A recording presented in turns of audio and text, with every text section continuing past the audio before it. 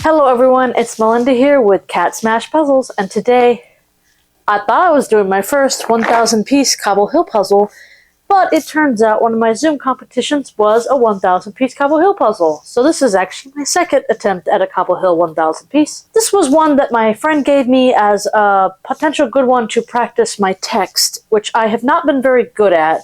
I've done quite a few text puzzles since I realized I'm kind of not so good at it.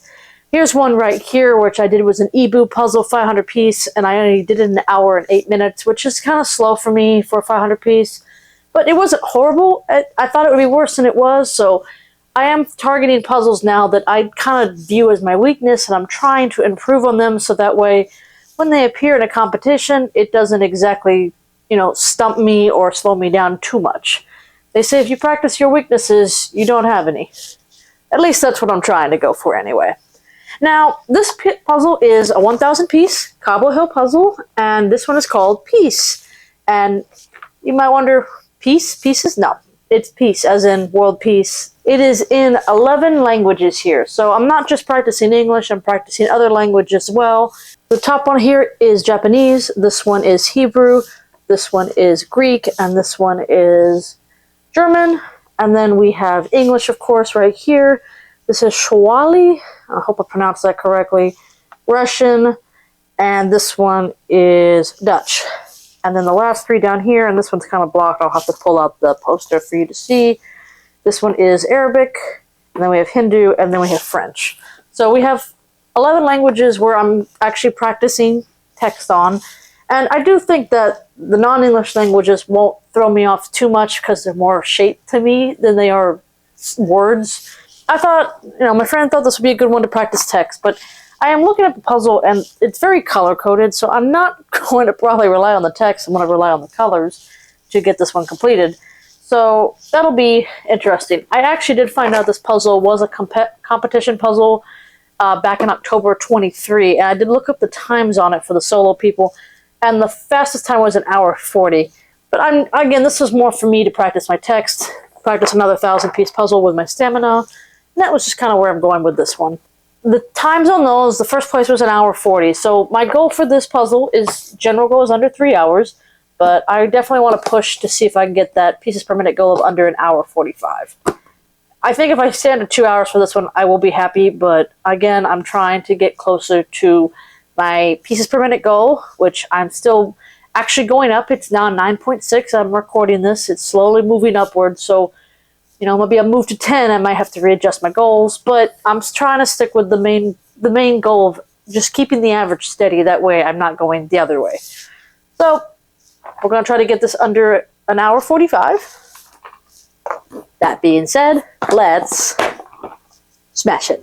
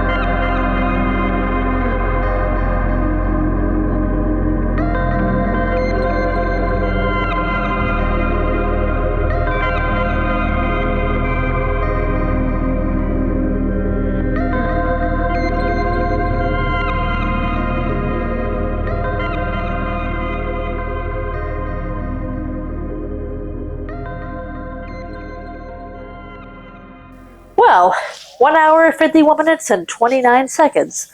Honestly, not too bad. Like I said, I would have been really happy to get this one under 2 hours, which I did, but not quite under the hour 45, but I got close. So I actually decided to do a full-on sort for this puzzle. I basically sorted it by the colors. So I did the yellow, the green, the pink, the blue, and the dark blue, and the light pink. So it actually came together relatively quickly, but I can definitely tell my weakness in text was slowing me down at certain points.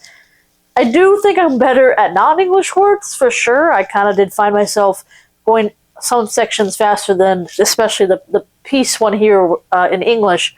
But I don't think it was too bad. I think there was a couple, slow spots for sure, but I don't think it was detrimental to my time. I think the sorting was actually pretty good for 1,000 piece. I roughly finished at about the 24-25 minute mark for sorting all the pieces. I didn't deviate. I didn't start doing the puzzle, which I was kind of very proud of myself because I do that all the time. I do recommend when you do a 1,000 piece puzzle by yourself and you're trying to do it for speed, sorting is something you kind of have to do. You can't really avoid it too much like you can on a 500, but I do think that the sorting did help me. It was more of a space issue with this one. I had this turned sideways at one point. I had it up and down, and I think that the order that I did it was kind of a detriment to me. I had to move things around too much, and I think that slowed me down at points. But otherwise, this was a fun puzzle to do. Kind of happy. Nice pickup test here. Yeah, this was a fun one to practice my text. I do have another 1,000 piece puzzle that is all text. It's not a color spot like this, and I think it'll be something I'll be doing in the future, and I am definitely not looking forward to doing it. But it is something I have to just kind of keep poking myself with the weaknesses and just get better at. Now, as I said before, this puzzle was actually a competition puzzle, which I didn't know when I got it. Speedpuzzling.com ran this one as a 1,000 piece in October of 2023, and I would have placed 4th with this time. But again, the people who did that puzzle were 2 years ago, and they've been practicing since, and so their times would probably improve if they were to do this puzzle for the first time again.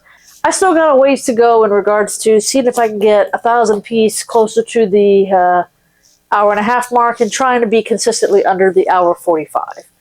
So this was a good test of that. I think I was really good with my sorting. I think I was good with just getting the puzzle together rather quickly, but still got a little bit more work to do. So that being said, we sort of smashed it. Thanks so much for watching. Please like, comment, and subscribe. I will see y'all next time. Bye-bye.